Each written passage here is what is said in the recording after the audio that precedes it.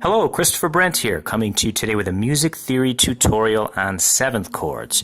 In this case, we're going to look at a C7 chord. Now, I get asked by viewers, why in this case, when we're looking at a C7 chord, why is there a B flat on top instead of a B natural, right? Because after all, in a C major scale, there's a B natural, right?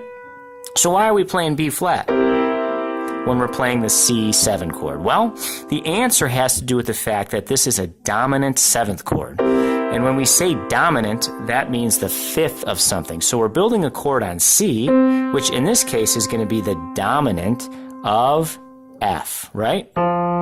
So the F major scale, if we go up 5 notes, 1, 2, 3, 4, 5, the fifth note will be C.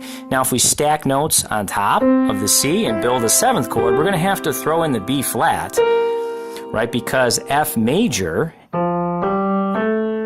contains a B flat, right? So the C7 chord or C dominant seventh chord will have a B flat in it, and it wants to actually resolve back to an F major chord. It has that tendency in the sound, right? Now, if we do make this a B natural instead of the B flat, we get a completely different texture. This is a C major 7 chord, right? Which is functioning differently, different color, different sound altogether. So that's the reason for the B flat in the C7 or C dominant 7 chord. And it would be the same way, in any other case when you see a dominant 7th chord. Let's use D7, for example.